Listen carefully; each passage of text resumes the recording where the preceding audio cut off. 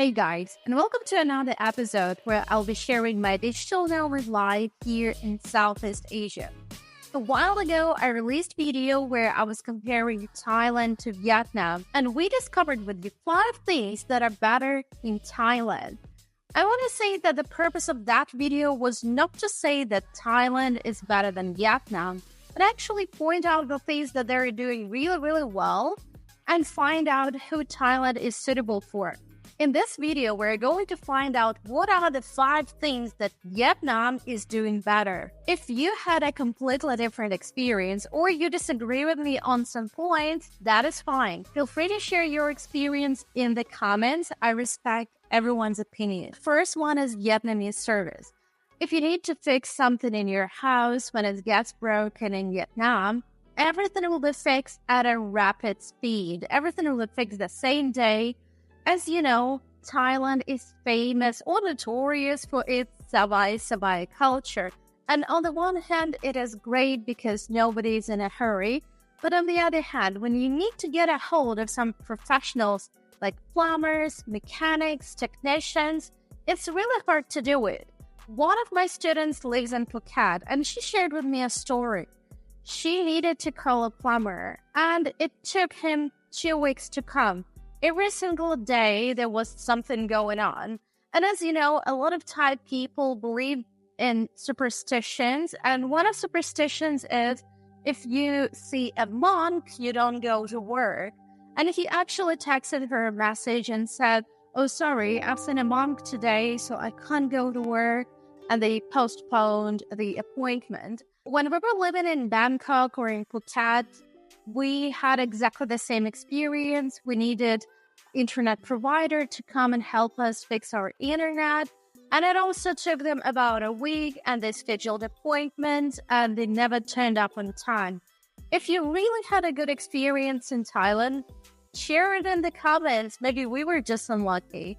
So overall, when it comes to services like this, Vietnam is definitely winning, because everything is done the same day, rapidly, with high quality. But if you also had a different experience in Vietnam, let me know. As you know, Thailand and Vietnam are famous for its medical tourism. And as far as I know, Thailand has been in this business for many years. They have a lot of great feedback from their patients, customers. And for this reason, the price in Thailand is slightly higher than the price in Vietnam when the quality remains the same. It's just Thailand increased their brand awareness and everyone knows that those hospitals are great. But in fact, there are a lot of great hospitals here in Vietnam and they are just less popular. If you need to do tooth filling in Thailand, the price ranges between 20 and 40 pounds. I had a dentist appointment last week, and they only charged me between 11 and 20 pounds, depending on the case. So if there's nothing serious, that's going to be 11 pounds. If there is a bit more work, again, we're talking about tooth filling. Price difference is huge, and the quality is the same. The same thing is with health checks or any other medical services. Since these services are less popular, the price is lower at the moment. But I guess if it starts gaining popularity, the price would increase. And I'm not too sure what the prices are in small towns in Vietnam. If you live in a small town, make sure to share your experience and write in the comments how much it is. Maybe it's even cheaper. Which actually leads me to my next point. If you watched my previous video, which gained a lot of complaints from people, that in Da Nang, I was complaining about crowds of people in touristy places. But if you have watched my video from Phu Quoc, which is also a very popular destination, it was so quiet on that island. There were no tourists. We just had the whole island to ourselves. So overall, Vietnam can offer a lot of beautiful, quiet places, which I believe would be suitable for families or people with kids or just people who want to be a bit further away from crowds of people. And the greatest thing about it is that majority of places in Vietnam are still designed for locals. They're not designed for tourists. And during my bike trip, I've noticed that a lot of menus, a lot of information in the hotel is still in Vietnamese, which actually helps you to better understand local culture and experience real Vietnam. But in Thailand, it's almost impossible, to find a quiet place, or you will have to pay a lot of money. Majority of places are very popular. People are sharing on the internet and they become more and more crowded. This is not the case in Vietnam, or not yet.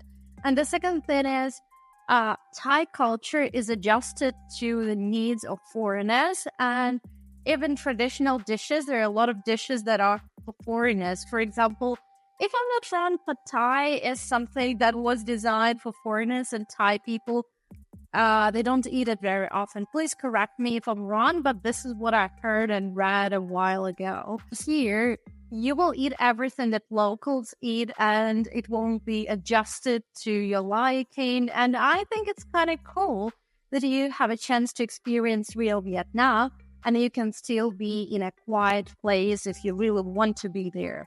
Another point, I would say that in Thailand, it's more difficult to have a genuine conversation because a lot of people are working in this sales industry, and almost every single conversation ends up with, would you like to buy this, or would you like to go there? I'm not saying that every single Thai person is like that, but I'm judging from my personal experience. And I would say in Vietnam, a lot of people try to have a small talk with you and they never try to sell you anything. Even those Grab drivers who are waving to you on the streets. Last week I went to the shopping mall and I met this woman. She came all the way from District 2 to the District 1, and she was complaining that she had to go that far to buy the best bread in town. And I thought it's kind of sweet to have this small talk about nothing. I just really like when people approach me, especially local people, and we just have a nice small talk. Needless to say that Vietnam has more options when it comes to the weather. If you're really tired of this hot weather, you have a chance to go to Hanoi or around that area and experience not real winter, but the weather that is a lot colder. On average, the temperature is plus 20 or 19 in that area. And I think it's great. Even in Ho Chi Minh, it's hot all year round. But during winter season, we have cold winds every single day. And when it's 28 degrees in Ho Chi Minh, it still feels so cold. And we have a terrace over here. And when we go on the terrace, when it's plus 28, I'm freezing. I always take a cardigan or something. Maybe I've adjusted already to this hot weather, so plus 28 feels cold. When we lived in Phuket during winter season, there was something similar. I remember we were even wearing jackets because it was fresh. But I believe that the temperature doesn't drop as low as plus 20. So I would say that Vietnam can offer better options, and it's a little bit cooler. So if we compare the same temperature in Bangkok and in Vietnam, it normally feels a bit colder or a bit more fresh in Vietnam. If you felt like it's completely different, please share your experience, but this is what my friends and I have noticed. We have approached the final problem, which is driving license.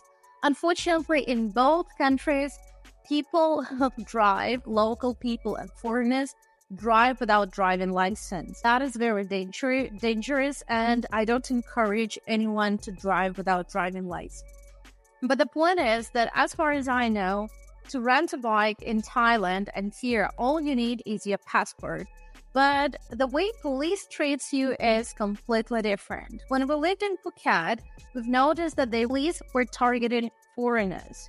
So we were stopped. Luckily, Reese had his driving license, but also 15 other people were stopped. And maybe they did have license, but not Thai, and they were not able to use them. Or some of them did not have driving license. And I feel like that's not right. You shouldn't be able to rent a bike without license. Otherwise, why would you put yourself into trouble that police would target you and you'll end up paying fine and all that sort of thing? So this never happens here in Vietnam, and the reason why it doesn't happen is very simple, because police, they don't want to speak English. They just target local people. So if you rented a bike and your driving license is not in order, or if you just don't want to have this conversation with police, there is a very high chance that they're not going to stop you. In 10 months, Reese has been stopped only once, and only because he got on the bridge for cars. There was not clear signs. He went on the bridge, and all they asked is just to pay fine, and they let him go. Everything was very simple. There was no drama. Other than that, we've never been stopped, but we see local people being stopped every single day. So that is really nice when it comes to like some motorbike trips, because you don't have to worry about it. As you know, we had a motorbike trip from Ho Chi Minh to Phu Quoc, and we haven't been stopped even one single time. And that was like 2 days we were going there and 3 days we were coming back. So, I mean, like, that is really nice. But bear in mind that if you get into the bike accident, you will be in trouble in both countries if you don't have driving license. So no matter where you are, you'll be screwed. So I strongly recommend you obtaining driving license and making sure your documents are in order, just to avoid any problems with police. Overall, if you really want to have a motorbike tour, or if you're traveling with your family, or if you want to travel on a medical trip, I highly recommend you going to Vietnam, because this option is less popular than Thailand, would be more affordable, and there's so many things to explore here. But if you love this craziness and you really, really love Thailand, then go there, because Thailand is also a nice place to go. So please share your experience in the comments. That was my experience living in Vietnam. Please support me by clicking that like and subscribe buttons, and see you later.